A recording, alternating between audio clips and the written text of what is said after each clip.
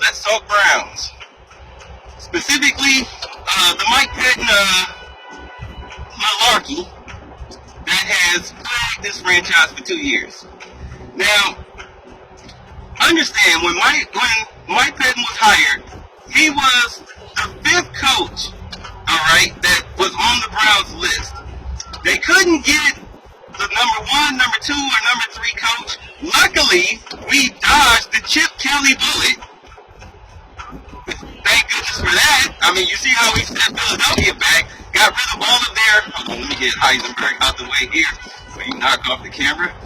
You know, Heisenberg. You see how he ruined Philadelphia as far as they stripped that team of prime talent that was incredibly suited to run his offense.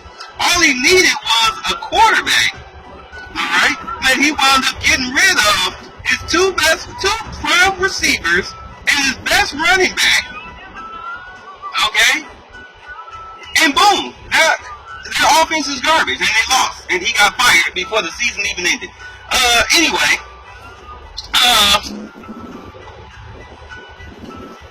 but let's talk about Mike Pettine. Alright, we missed on Bruce Arians, which I really think we should have hired because he did a fantastic job with the Colts when Chuck Pagano, who's about to get fired, and I told people that he was a waste of time, alright, that he was going to get fired. He was going to set that franchise back by at least 5 years after his firing. Okay, he already sent him back 3. I'm sorry, sent him back 5 years. 3 years with him, horrible. It's going to take 2 years to undo the mess that he caused, and that depends on who they hire as a head coach. Anyway,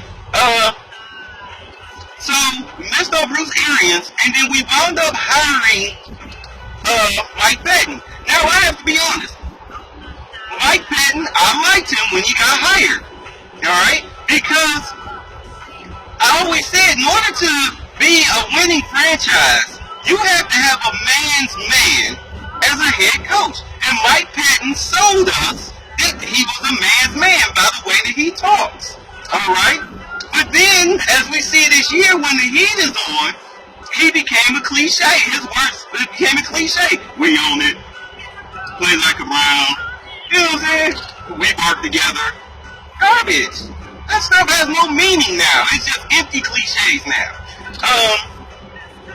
And for the first half of the season, when the Browns were 7-5, we were believing in him.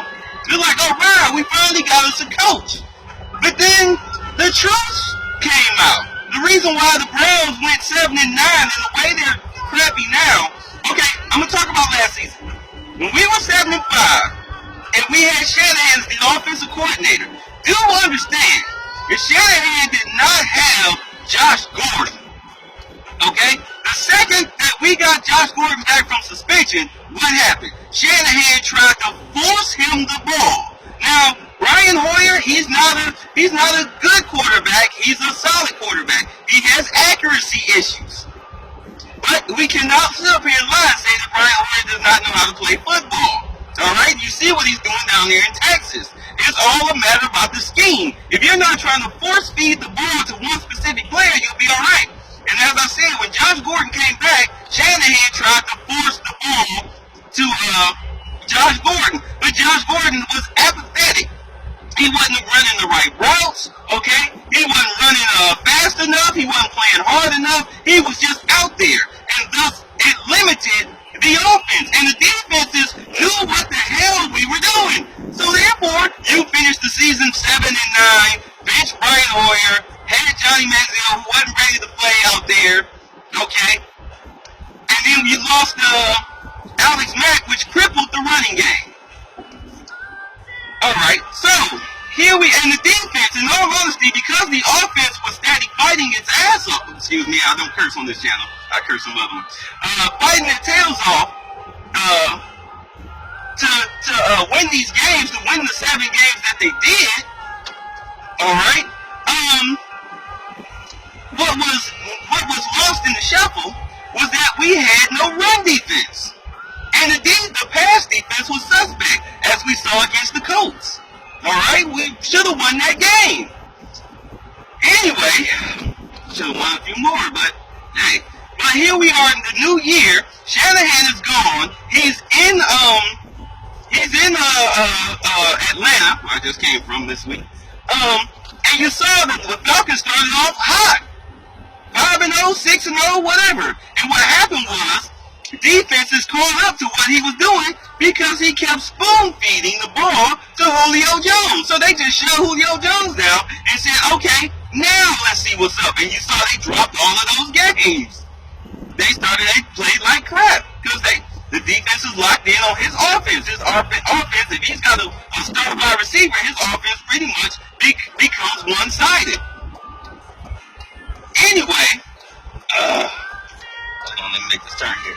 So here we are, the new year. We've got a new offensive coordinator who looks like he knows what he's doing. He's just got to be more consistent in running the ball. But it's kind of hard to run the ball when you don't have an offensive line coach that's helping these guys get in position, okay, and block right.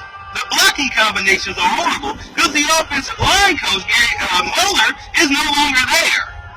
He may have been a drunk and a woman beater, so allegedly, but shit. Excuse me again, but at least he knew what he was doing. Anyway, he was good at his job. He just needed treatment. Help. Then, of course, you never solved the problems on defense. The defense actually got worse. It got worse, and I know people are looking at the Kansas City game, but that's because Kansas City's offense is garbage, too, and they took their foot off the pedal. They just went into kill the clock mode. So, we look at all of the mistakes that Mike Pettine has made as far as timeouts, clock management. You would have thought going into his second year, he would have been better at that. But he's not. He actually got worse. He got worse as the season drew on. And his inexperience and his lack of actual leadership. I mean, yeah, you want to come down hard on Johnny Manziel. You know, you want to come down hard on Justin Gilbert, but damn it, that's all the accountability that you're putting out there? Everybody is, I mean, you have players who have left the Browns and talk about how the accountability in that place is a joke. So, the next head coach, as they say, because they're talking about firing him tonight, the next head coach should not be some hot coordinator. It should be a proven winner. I keep saying this. You cannot win with hot coordinators that don't know what the hell they're doing. Come on, McDaniels, after he ruined Denver, are you crazy?